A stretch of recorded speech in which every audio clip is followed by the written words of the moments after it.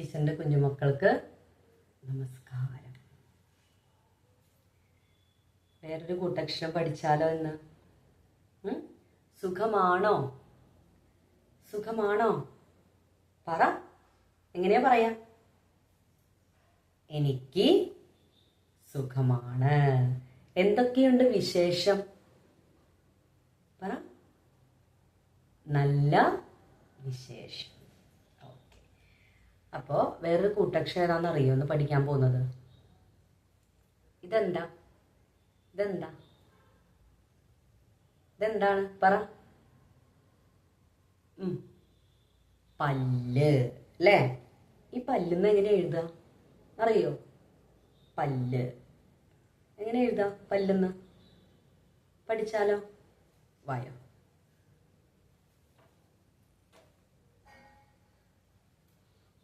പ. നമ്മള് മടയൻ എന്ന് പറഞ്ഞ കഥ പറഞ്ഞു പോയപ്പോൾ എഴുതിയപ്പോൾ അതിൽ പഠിച്ചിട്ടുണ്ട്, കണ്ടിട്ടുണ്ട്, ടീച്ചർ പറഞ്ഞു തന്നിട്ടുണ്ട്. ഓർമ്മയുണ്ടോ? ഒന്ന് ആലോചിച്ചു നോക്കി. ഓർമ്മയുണ്ടോ? ടീച്ചർ എഴുതാം, അപ്പം അറിയാൻ പറ്റുമെന്ന് നോക്കാം.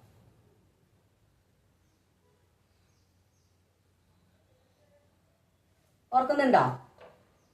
നമ്മളത് അത്ര ഫോക്കസ് ചെയ്തില്ല എന്ന് മാത്രം. പക്ഷെ ഇത് നമ്മൾ പറഞ്ഞു പോയിരുന്നു. ഓർക്കുന്നുണ്ടോ? ഇല്ല. എന്താണത്? ഇല്ല. എന്താ? ഇല്ല. ഇതെന്താണ്? പല്ല് അല്ലേ? പ ല വരാൻ എന്ത് വേണം? ചന്ദ്രക്കല.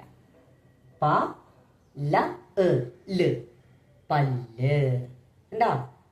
പല്ല്. ഇതാണ് ഇല്ല. അപ്പൊ നമ്മളിന്ന് പഠിക്കുന്ന വേറൊരു കൂട്ടക്ഷരമാണ്, അല്ലെങ്കിൽ ചിഹ്നം ചേർത്തിട്ടുള്ള ഒരു അക്ഷരമാണ് ഇല്ല. കിട്ടിയാ? ഇല്ല. അടുത്തത് രണ്ടാമത്തത് മു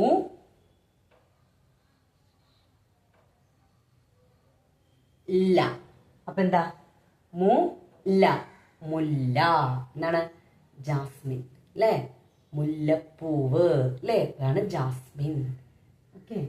അടുത്തത് നമ്മൾ പറയില്ലേ ഈ ഇല്ല. ഇല്ല. എൻ്റെ കയ്യിൽ ഇല്ല. അതാണ് ഇല്ല.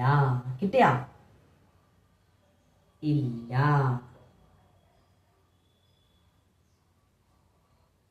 കിട്ടിയില്ലേ? ഇല്ല. എന്താ? പല്ല്, മുല്ല, ഇല്ല. പിന്നെ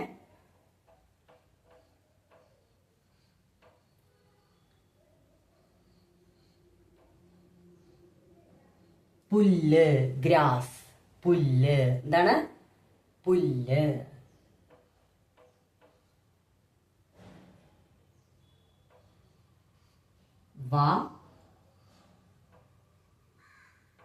വല്ലം. വല്ലം ഒരു സ്ഥലപ്പേരാണ്. വല്ലം.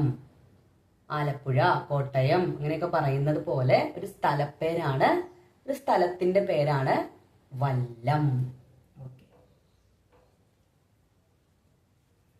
അടുത്തത്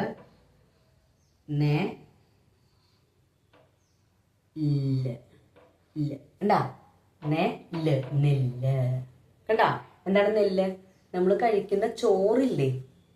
നമ്മള് അരി കഴുകി കലത്തില് അത് വേവിക്കുമ്പോഴാണ് ചോറായി മാറുന്നത് അല്ലേ? ഇത് ചോറാകുന്നതിന് മുൻപ് അരിയായിരുന്നു. അരിയാകുന്നതിന് മുമ്പ് എന്തായിരുന്നു? നെല്ല്. പേരൻസിനോട് ചോദിച്ചു നോക്കണം കേട്ടോ, നെല്ല് എങ്ങനെയായിരിക്കുന്നതെന്ന്. നെല്ല്. എന്താണ്? നെല്ല്. നെല്ല് കുത്തിയാണ് പാടത്ത് നെല്ല് വിളഞ്ഞു കിടക്കുന്നത് കണ്ടിട്ടുണ്ടോ? പാടത്ത് നെല്ല്. അപ്പോൾ നെല്ലിൽ നിന്ന് നെല്ല് കുത്തിയിട്ട് അരിയാക്കുന്നു. അരി നമ്മുടെ വീട്ടിൽ കൊണ്ടുവരുന്നു. നമ്മളത് കഴുകി എന്താക്കുന്നു? ചോറാക്കുന്നു. മനസ്സിലായോ? യെസ്. അപ്പൊ നോക്കിയേ. ഇല്ല, പല്ല്, മുല്ല, ഇല്ല, പുല്ല്, വല്ലം, നെല്ല്. കിട്ടിയില്ലേ? അപ്പോൾ ഇല്ല. ഇതാണ് ചിഹ്നം ചേർത്തുള്ള അക്ഷരം അല്ലെങ്കിൽ കൂട്ടക്ഷരം. അപ്പോൾ കൂടുതൽ ഉദാഹരണങ്ങൾ വായനയിലൂടെ കണ്ടെത്താൻ ശ്രമിക്കുക. നന്ദി. ശുഭദിനം. നെക്സ്റ്റ് ക്ലാസ്സിൽ കാണാം.